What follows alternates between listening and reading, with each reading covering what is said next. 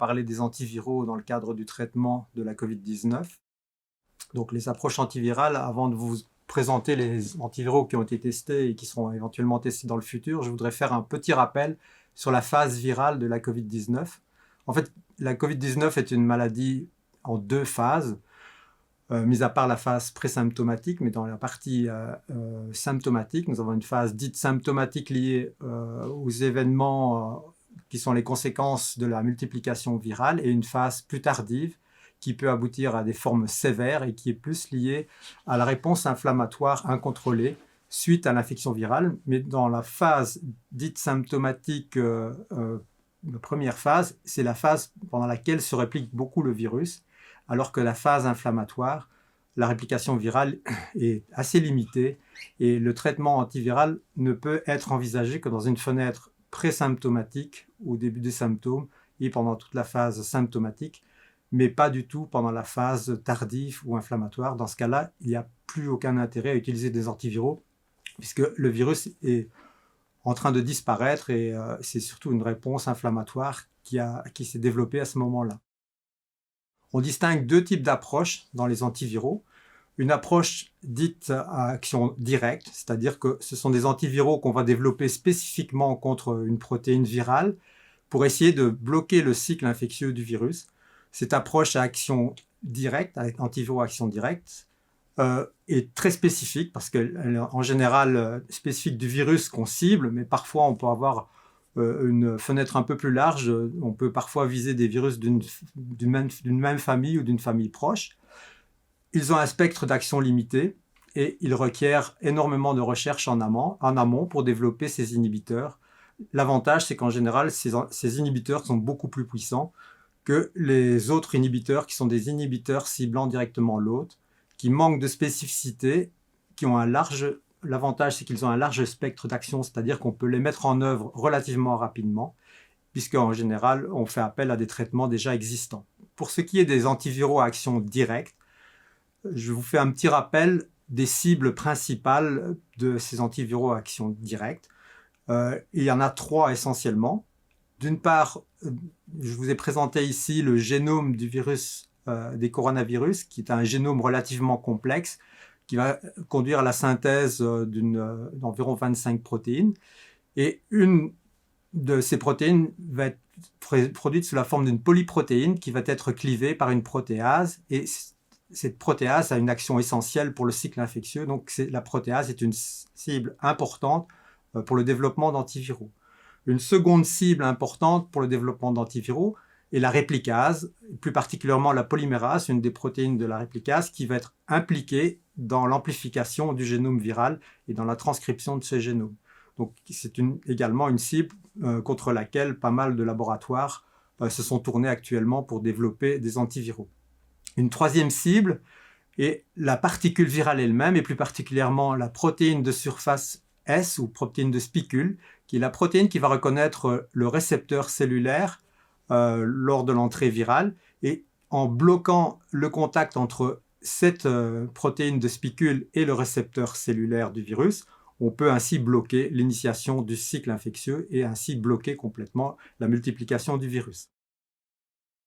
En ce qui concerne les premières approches antivirales qui ont été utilisées dans le cadre de la Covid-19, je vais vous parler tout d'abord du Remdesivir, qui est un antiviral à action directe, mais avec un spectre plutôt large cette fois-ci, parce qu'il a été développé au départ contre le virus de l'hépatite C, tout en ayant peu d'effet sur ce virus, ou pas d'effet, mais qui a été redirigé assez rapidement pour traiter la fièvre d'Ebola et qui s'est montré relativement efficace dans le cadre de la fièvre Ebola.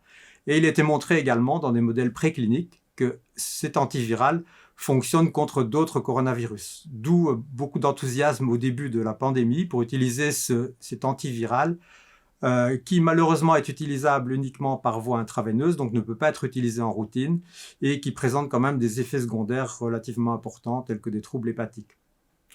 Les études cliniques qui ont été effectuées, dont notamment l'étude Solidarity de l'OMS, n'ont montré malheureusement aucun effet sur les patients hospitalisés, mais comme je vous l'ai dit au début de mon exposé, ces patients ont été traités dans la phase inflammatoire de l'infection, de la maladie, et donc une phase où le virus ne se multiplie plus beaucoup, et c'est surtout des anti-inflammatoires à ce moment-là qu'il est nécessaire de prescrire aux patients. Une deuxième approche d'antiviraux à action directe est basée plutôt sur, au lieu de molécules chimiques, ce sont des anticorps monoclonaux, donc ce sont des molécules d'origine biologique, ce sont des anticorps qui sont capables de neutraliser le virus, donc d'empêcher le virus de reconnaître son récepteur qui s'appelle ACE2. Donc, je vous l'ai dit, la protéine de spicule présente à la surface du virus a besoin de reconnaître son récepteur pour que le virus puisse entrer dans la cellule. Ces anticorps vont venir s'attacher dans la région qui reconnaît le récepteur du virus et ainsi bloquer la reconnaissance de ce récepteur et empêcher le développement d'un cycle infectieux. Pas mal de progrès ont été faits par cette approche, puisque des anticorps monoclonaux sont déjà commercialisés aux États-Unis. 2 anticorps ou compositions d'anticorps ont été approuvés par la FDA et sont commercialisés par les firmes Regeneron et Eli Lilly. Et d'ailleurs, un de ces anticorps a été utilisé pour le traitement de la Covid-19 de Donald Trump, le président des États-Unis. Une autre molécule qui a fait beaucoup parler d'elle également au début de la pandémie est l'hydroxychloroquine, qui est un inhibiteur cette fois-ci ciblant l'hôte. Il cible l'hôte en modifiant les vésicules internes de la cellule pour les empêcher de s'acidifier et en bloquant ainsi le virus dans la voie d'endocytose ou d'internalisation des coronavirus. Mais je dois vous faire remarquer à ce niveau-ci que le coronavirus, et particulièrement le SARS-CoV-2, utilise 2 voies pour entrer dans la cellule. Une voie qui est par endocytose, par internalisation, suite à l'interaction avec son récepteur. Et cette voie par internalisation est fortement bloquée par l'hydroxychloroquine, ce qui a poussé d'ailleurs une proposition de repositionnement rapide de l'hydroxychloroquine au début de l'épidémie pour le traitement de la Covid-19.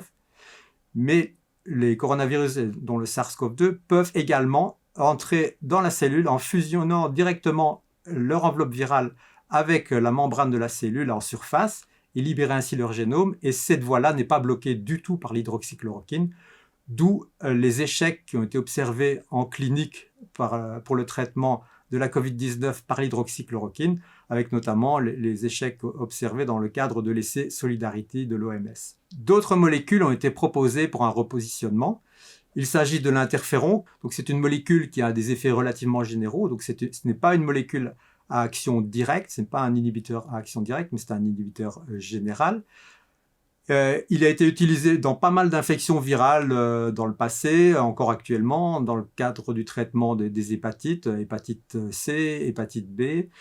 Et malheureusement, en tout cas dans le cadre des patients Covid hospitalisés, l'interféron n'a pas donné de résultats très prometteurs, contrairement à ce qu'on imaginait au départ. Mais là, il y a probablement également un problème de fenêtre d'application du traitement qui ne correspond pas, qui n'a pas été optimisé.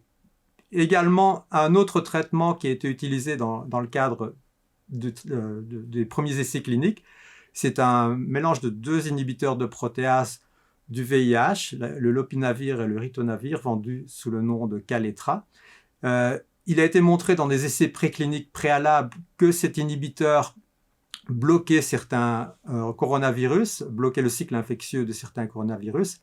Mais malheureusement, de nouveau, ce traitement n'a pas donné de résultats positifs dans le cadre de l'essai Solidarity de l'OMS. Et donc, cette approche a été abandonnée également. Les perspectives thérapeutiques à court terme et à moyen terme sont les suivantes. En fait, dans le cadre de nouvelles maladies telles que le SARS-CoV-2, on n'a pas les outils anti-infectieux directement utilisables, à part quelques essais de repositionnement qui ont été faits. Donc, d'autres laboratoires dans le monde ont essayé de rechercher des nouveaux inhibiteurs par une approche dite de repositionnement de médicaments, c'est-à-dire que dans ce cadre-là, on effectue des criblages à haut débit de chimiothèques, donc de banques, si vous voulez, ou de librairies, de molécules principes actifs de médicaments, dans l'espoir que parmi ces molécules, certaines auront comme effet additionnel une activité antivirale. C'est ce que nous avons fait d'ailleurs dans le cadre de la task force à l'Institut Pasteur de Lille. Nous avons criblé une banque de 2000 molécules et identifié une molécule assez prometteuse dans cette banque. Et nous ne sommes pas les seuls, bien sûr, mais bon, nous sommes quand même relativement bien avancés dans notre travail. Et actuellement, l'idée est de proposer cette molécule pour un essai clinique pour tester directement chez l'homme. À moyen terme, l'idée est d'aller plus loin et de développer des inhibiteurs plus spécifiques du virus qui ciblent soit la protéase, soit la polymérase ou la particule virale. À l'Institut Pasteur de Lille, le choix a été fait de développer plutôt des inhibiteurs de la protéase. Et l'idée donc est de faire des travaux d'identification au préalable de molécules qui pourraient avoir un potentiel antiviral en bloquant l'activité de la protéase, puis de modifier chimiquement cette molécule pour qu'elle acquiert toutes les propriétés d'une part de puissance antivirale et d'autre part de pharmacocinétique lui permettant d'être proposée à moyen terme dans un essai clinique, en tout cas pour les molécules les plus prometteuses. Pour terminer, je voudrais remercier les membres de mon équipe qui ont participé à ce travail sur les antiviraux et également le soutien financier de nos institutions, de l'Institut Pasteur de Lille, de la FRM, de l'ANR et de la région Hauts-de-France et de l'ICIT, Université Lille Nord-Europe.